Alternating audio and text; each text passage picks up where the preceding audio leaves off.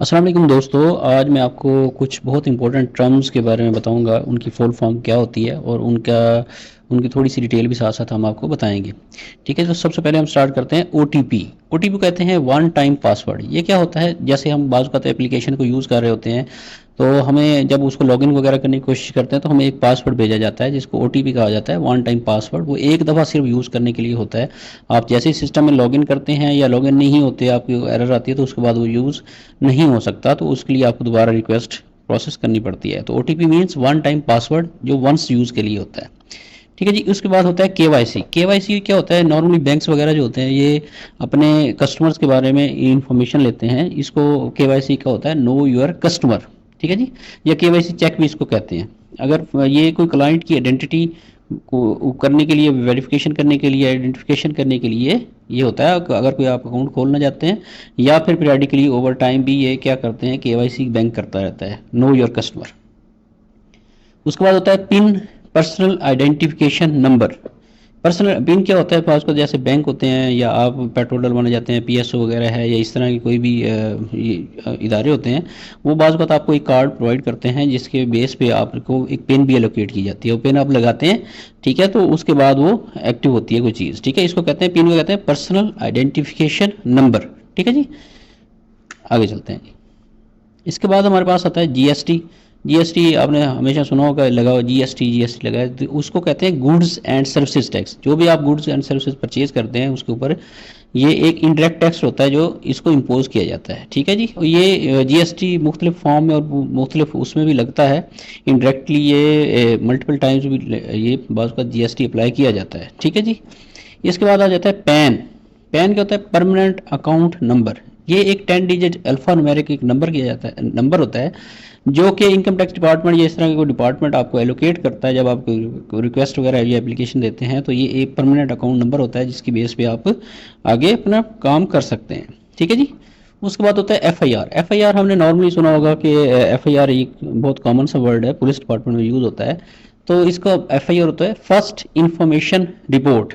ठीक है जी, ये वो पहला डॉक्यूमेंट होता है जब भी कोई कंप्लेन की जाती है। ठीक है, तो पुलिस जो प्रिपेयर करती है पहली इन्फॉर्मेशन लेने पे, उसको कहते हैं एफआईआर। ठीक है जी। उसके बाद एलसीडी। एलसीडी जो नॉर्मल हम यूज़ करते हैं, एलसीडी का मतलब होता है लिक्विड क्रिस्टल डिस्प्ले। ठीक है जी। ये क्या होता है कि कोई इन्फॉर्मेशन जो इलेक्ट्रॉनिक फॉर्म में, एक ऐसा इक्विपमेंट जो इलेक्ट्रिक करंट गुजरता है और एक स्पेशल लिक्विड के अंदर से वहाँ से नंबर्स और लेटर्स जो आपको नज़र आते हैं स्क्रीन के ऊपर, उसको कहते हैं लिक्विड क्रिस्टल डिस्प्ले। उसके बाद होता है जी LED, light emitting diode. Diode क्या होता है, ये एक ऐसी डिवाइस होती है जो इलेक्ट्रिक करंट को के फ्लो में उसको कंट्रोल करती है कि इलेक्ट्रिक करंट जो है एक एक डायरेक्शन के अंदर फ्लो करे। इसको कहते हैं एलईडी, लाइट इमिटिंग डायोड। ठीक है जी। इसके बाद चलते हैं हम सिम पे, सब्सक्राइबर आइडेंटिटी मॉड्यूल। इसका क्या मतलब होता है, ये इसके अंदर सिम के अंदर क्या आइडेंटिफिकेशन होती है, एक यूनिक नंबर होता है हर ऑनर का, उसके अंदर उसकी पर्सनल इन्फॉर्मेशन होती हैं, और अगर उसको रिमूव कर दिया जाए तो वो जो इन्फॉर्मेशन होती हैं वो आगे फर्दर यूज़ नहीं हो सकती। ठीक है जी। इसके बाद एटीएम होता है, ऑटोमेटेड टेलर मशीन। हमारे बैंक्स के बाहर नॉर्मली हमने लगी होती है। तो ये क्या होती है, कंप्यूटराइज्ड इलेक्ट्रॉनिक मशीन होती है जो बेसिक बैंकिंग फंक्शन वगैरह के लिए यूज़ होती है। और एटीएम कार्ड जो हमें मिलता है, हम एटीएम मशीन में इंसर्ट करते हैं, उसका भी पेंशन होता है जो मैं पहले बता के गया हूँ। तो उसको यूज़ करके हम करते हैं, ऑटोमेटेड टेलर मशीन कहते हैं इसको। सीसीटीवी क्या होता है, नॉर्मली बैंक जो ऑफिस वगैरह में लगे होते हैं, सीसीटीवी क्लोज्ड सर्किट टेलीविजन इसको कहा जाता है। ये एक टीवी सिस्टम होता है जिसके सिग्नल जो होते हैं ये पब्लिक के लिए नहीं होते, बल्कि इसको स्पेसिफिक जगह को मॉनिटर करने के लिए या सर्वेलेंस वगैरह करने के लिए, सिक्योरिटी पर्पज़ के लिए यूज़ किए जाते हैं। तो इनको कहते हैं क्लोज्ड सर्किट टेलीविजन। ठीक है जी। वाईफाई क्या होता है, वायरलेस फाइडेलिटी।